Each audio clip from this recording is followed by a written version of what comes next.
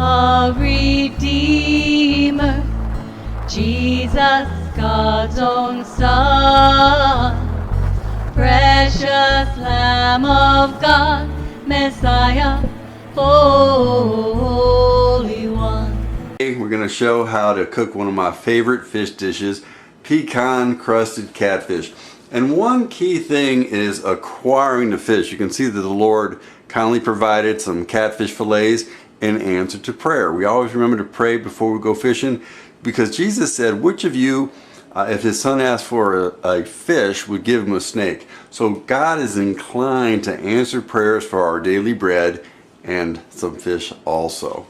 So I have the ingredients laid out here for two different dishes. On the right are the ingredients for the pecan crusted catfish, and on the left I'm going to make some herb marinated vegetable kebabs, since I'm going to do this on the grill and it just happens to be ingredients that I had available. They don't have to go together, so I'll try to explain as we go along where your choices are. We have 2 catfish fillets, so these ingredients have been proportioned for 2. Just multiply them if you're trying to make this for a larger group or a larger number of fillets. Directly on the catfish, I'm going to salt and pepper the catfish, and then I'm going to combine a teaspoon of Dijon or brown spicy mustard, which is what this is, honey, and butter. I'm going to melt the butter. I have these portioned out. I don't do this when I'm cooking every day, of course. I've got it portioned out so you can see what we're working with. After I brush that, we'll melt the butter and combine it with the mustard and honey, and I'll brush that onto the surface of the catfish. And then I'll make the crunchy coating, and that's going to consist of a 1/4 cup of, in this case I have matzo meal that I've ground up. You could grind up a piece of bread if you have a little food chopper. Pecans, half as much butter. I put some butter here because I'm using matzo meal, so I do want a little bit of fat there to help it to be crusty. A tablespoon of Parmesan cheese, and then I have some fresh rosemary here. Fresh parsley would do just as well, or what other herb you have on hand. For the shish kebabs, I'm going to use cherry tomatoes because they're just starting to come in from our garden, and a sweet piece of sweet corn cut into chunks, zucchini, and some small mushrooms here. And then I'm going to make an herb-based marinade. And here I have 5 different herbs. I have basil and thyme and sage and rosemary and oregano. No need to do that. You could pick one herb, you could put dry herbs, but I try to grow basil every year, and then oregano is sort of my second priority. But this year for my birthday, my daughter gave me several plants that she had started from seed to include these other herbs. So at the moment I'm feeling really rich. Usually fresh herbs are more expensive than I want to go out and pay for in the store, but growing them at home is a fabulous option.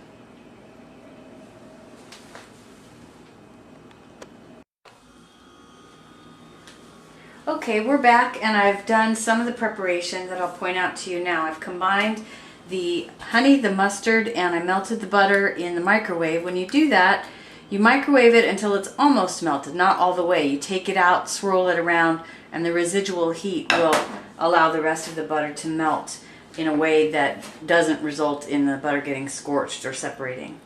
So I salted and peppered the fillets, and now I'm going to brush some of this coating on here. We like mustard, so I'm not going to be too shy, but I also don't want to overdo it. So that's probably good. This could have done for another, clearly for another fillet if we had one. And then I'm going to transfer this to a homemade metal pan. I don't have a grill pan. I'm going to cook this on the grill today. This dish can also be prepared in the oven or in a skillet on the stove if you watch it carefully, but it's hot and I want to cook these outside today. And then this is the coating that has the combined dry ingredients that you saw earlier, plus about 1/2 tablespoon of butter, and I combined those in a food chopper. So we'll put that coating on top. I might press in the first pass here. And again, this was probably, I tried not to be wasteful, but this probably was enough to do another fillet.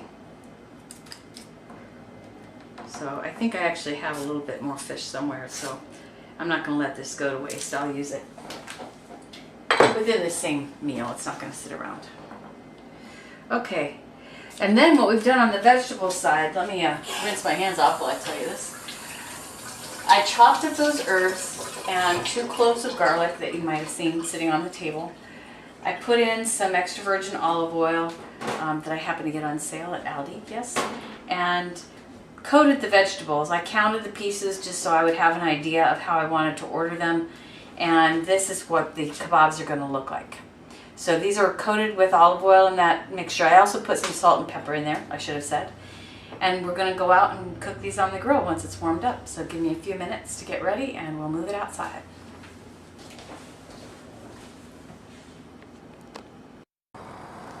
Okay, now the grill is hot.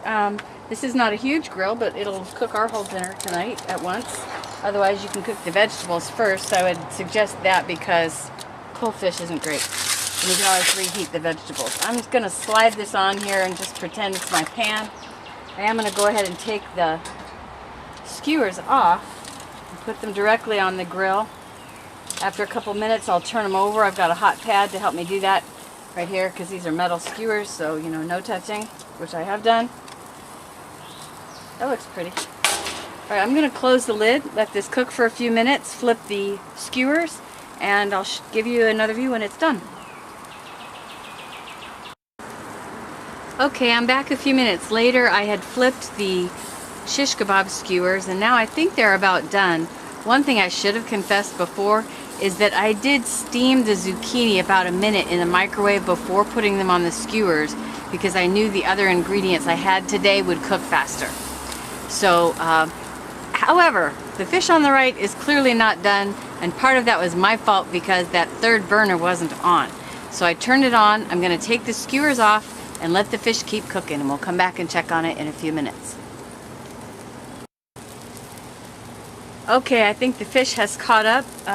Just because it's a little burnt, you know, some of these pieces out here, don't worry about that. We're not going to eat those.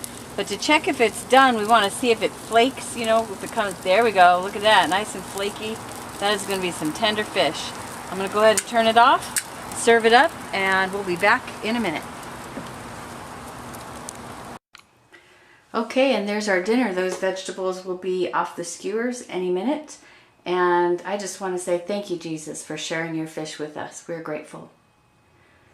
Since you've stuck with me this long, I'll share with you one more secret, which is how we call our family to dinner. Wash and sit! When I stand in glory, I will see his face, and there I'll serve my King forever in that holy place. Thank you, oh my Father, for giving us your Son.